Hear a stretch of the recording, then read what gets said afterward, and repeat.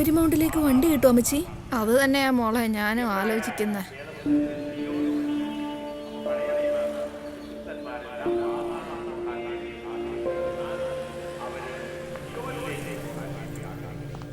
Hello, ആകെ problem ആയല്ലോടാ. ഇവിടെ ബസ്സെല്ലാം പണിമുടക്കാം. എനിക്ക് നാളെ രാവിലെ മസ്റ്റായിട്ട് കാൽവരി മൗണ്ടിൽ എത്തിയേ പറ്റൂ. എനിക്കിവിടെ ഫ്രണ്ട്സ് ഒന്നുമില്ല.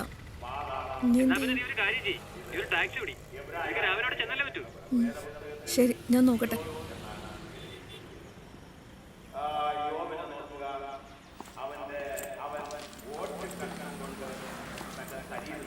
ചേട്ടാ, കാൽവരി മൗണ്ട് വരെ ഒന്ന് പോണം. അങ്ങോട്ട് റിസ്ക് ആണ് കുട്ടി.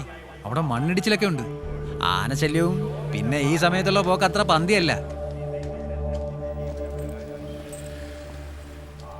ഹലോ എടാ, ഇത് കുരിശാവൂന്നാ തോന്നുന്നേ. അങ്ങോട്ടുള്ള യാത്രയ്ക്ക് ആരും സമ്മതിക്കുന്നില്ല. ഒരുത്തൻ സമ്മതിച്ചു. കണ്ടിട്ടെന്തോ സ്പെല്ലിംഗ് മിസ്റ്റേക്ക്. പിന്നെ നീ ഇടയ്ക്കിടയ്ക്ക് എന്നെ ഒന്ന് വിളിച്ചേക്കണേ. ശരിയെന്നാ.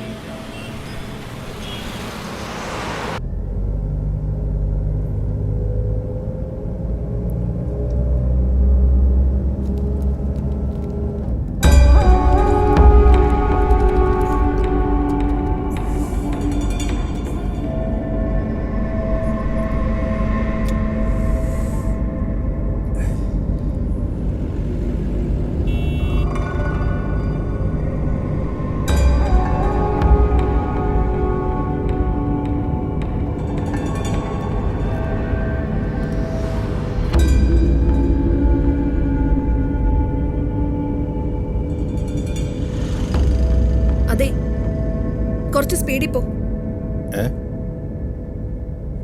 ഓ,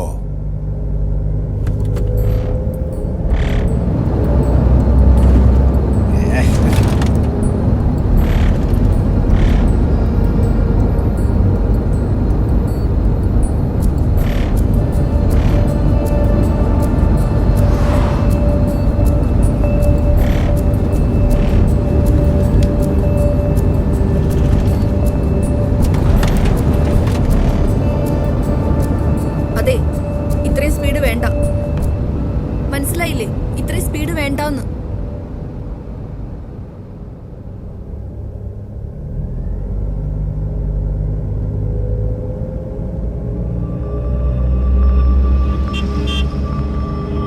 ഹലോ, നിങ്ങൾ എന്തേ കാണിക്കുന്നത്? ഇങ്ങനെ പോയി എപ്പെത്താനാ? കുറച്ച് സ്പീഡിൽ പോ.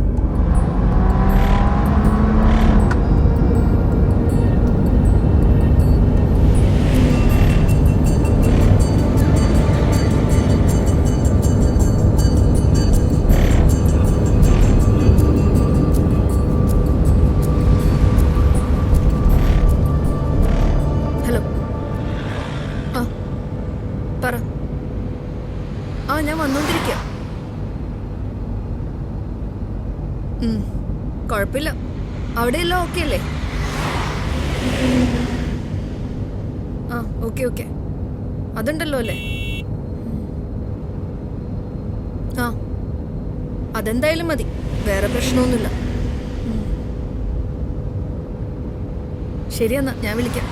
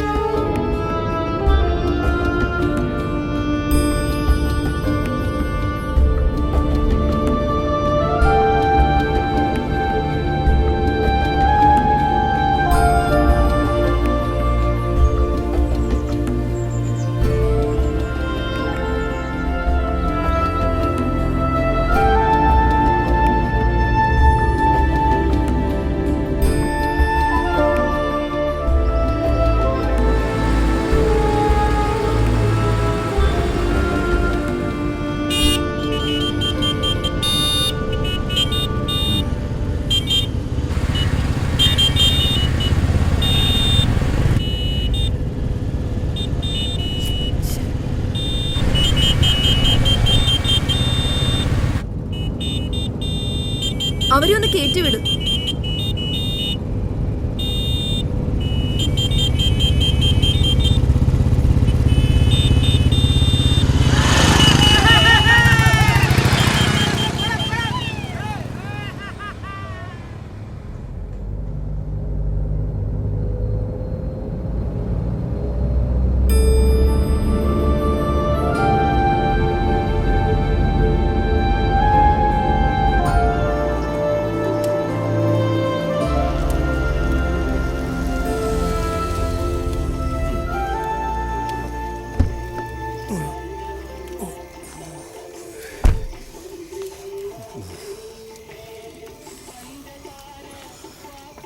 അതേ, ആഹാരം വല്ലതും വേണോ? വേണ്ട.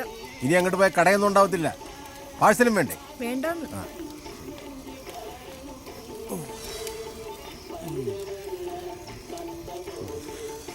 ചേട്ടാ, ദോശയുണ്ടോ? ഉണ്ട്. 2 ദോശ ഒരു ഓംലെറ്റ്. ക്ലൈമറ്റ്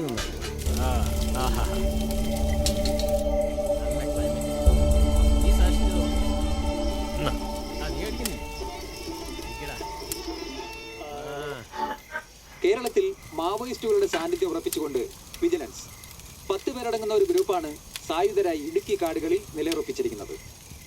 സംഘത്തെ നയിക്കുന്നത് ഒരു വനിതയാണെന്നാണ് റിപ്പോർട്ട്. ആദിവാസികളെയും ഗ്രാമീണരെയും സ്വാധീനിച്ചുകൊണ്ടാണ് അവരുടെ പ്രവർത്തനങ്ങൾ. വടക്കൻ സംസ്ഥാനങ്ങളിൽ നിന്നും കേരളത്തിലെ ഹൈറേഞ്ച് മേഖലകളിലേക്ക് അവർ നുഴഞ്ഞു കയറുന്നതായാണ് പോലീസിന് ലഭിച്ച വിവരം. ആദിവാസി മേഖലകളിൽ ലഘുലേഖകൾ വിതരണം ചെയ്തും ആഹാര സാധനങ്ങൾ അവരിൽ നിന്നും ശേഖരിക്കുകയുമാണ് അവരുടെ ലക്ഷ്യം. AK-47 പോലെയുള്ള ആധുനിക യുദ്ധോപകരണങ്ങൾ അവരുടെ കയ്യിലുണ്ടെന്നാണ് ദൃക്സാക്ഷികൾ പറയുന്നത്. നമ്മൾ നേരത്തെ കണ്ട പാർട്ടിയാണ്. ആഭ്യന്തര വകുപ്പിന്റെ നിർദ്ദേശം. നിങ്ങൾ അങ്ങോട്ടാ? ഇവിടെ അവിടെ വെച്ച് കണ്ടല്ലോ. ആ നിങ്ങൾ കൂടുവാ?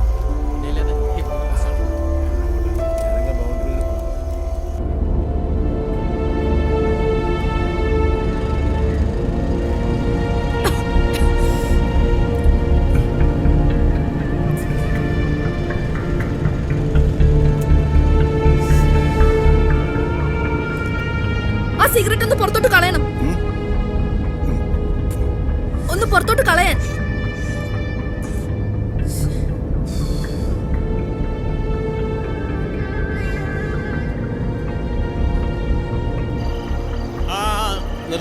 നിർത്ത്. അഞ്ഞു പോവാ.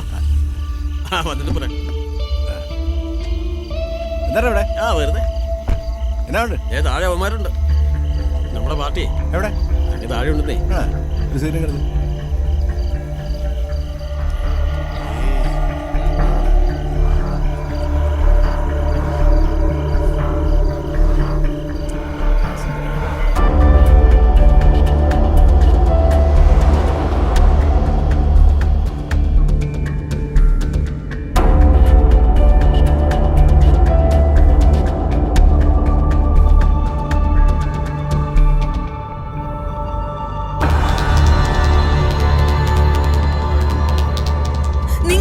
പോണത്? വണ്ടി നിർത്തൂ.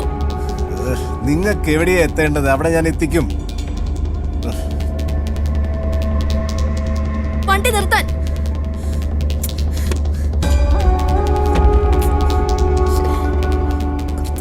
എങ്ങോട്ടാ കൊണ്ടുപോകുന്നത്?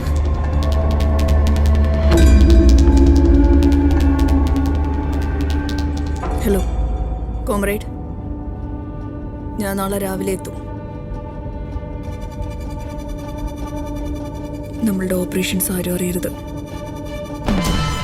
പോലീസ് നമ്മളെ നിരീക്ഷിക്കുന്നുണ്ട്.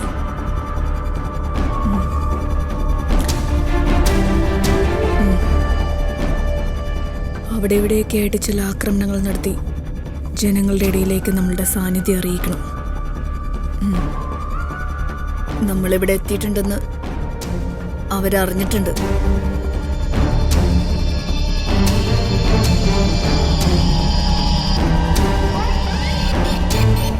നമ്മളുടെ ഈ ഓപ്പറേഷൻസ് അവരറിഞ്ഞു കഴിഞ്ഞാൽ പിന്നെ നമ്മളെല്ലാവരും തടവിലാവും. ആ, വണ്ടിയില്ലെങ്കിൽ കുഴപ്പമില്ല, ഞാൻ വരുന്ന വണ്ടി ഉപയോഗിക്കാം. നിങ്ങൾ അവിടെ തന്നെ കാത്തു നിൽക്കണം. ഞാൻ രാവിലെ തന്നെ അവിടെ എത്തും. വിജയം ആത്യന്തികമായി നമ്മളുടെ കയ്യിലാണ്. അതോർത്ത് പേടിക്കണ്ട. കെ വേണു, രാമചന്ദ്രൻ, ഇവർക്കൊന്നും കഴിയാത്തത് നമ്മൾ നേടിയെടുക്കണം. അജിതയുടെ രക്തം എന്നിലുണ്ടെന്ന് അവർക്കറിയാം. പിന്നെ സ്റ്റീഫനെ വിവരം അറിയിക്കണം. നമ്മുടെ സഖാക്കളെ എങ്ങനെയെങ്കിലും പുറത്തു കൊണ്ടുവരണം. അതിന് എന്തു വില കൊടുത്താലും, എത്ര റിസ്ക് എടുത്താലും, ഇനിയിപ്പോ ജീവൻ കൊടുത്താലും നമ്മളത് നേടിയെടുക്കും. കോമ്രേഡ്, ഇത് നമ്മുടെ ലക്ഷ്യമാണ്.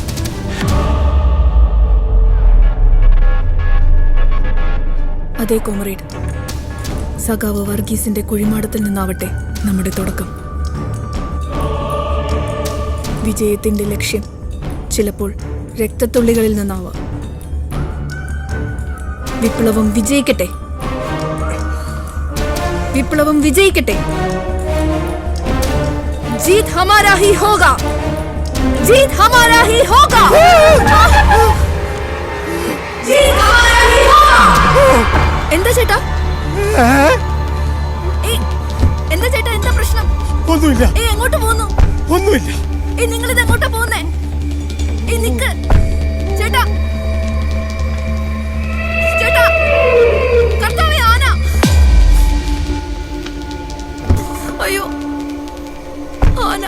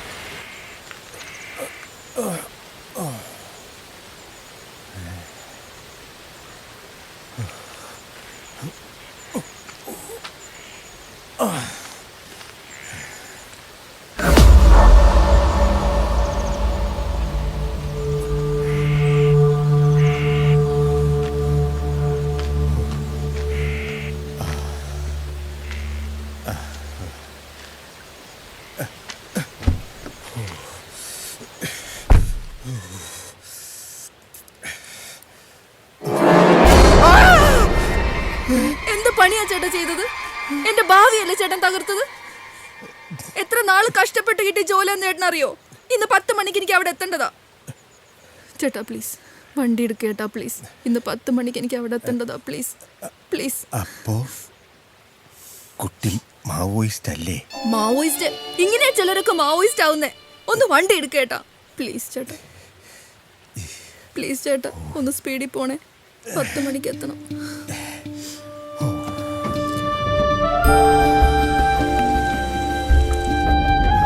ചേട്ടൻ വഴി തിരിച്ചു വിട്ടോണ്ടല്ലേ ഞാൻ അങ്ങനെയൊക്കെ പറഞ്ഞത്.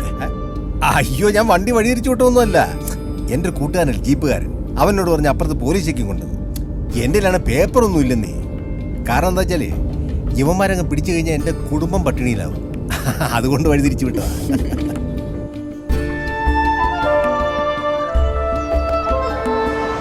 ഇന്ത്യന്റെ രാജ്യമാണ്.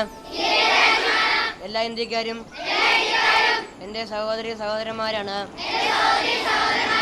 ഞാൻ എൻ്റെ രാജ്യത്തെ സ്നേഹിക്കുന്നു. സമ്പൂർണ്ണ വൈവിധ്യപൂർണമായ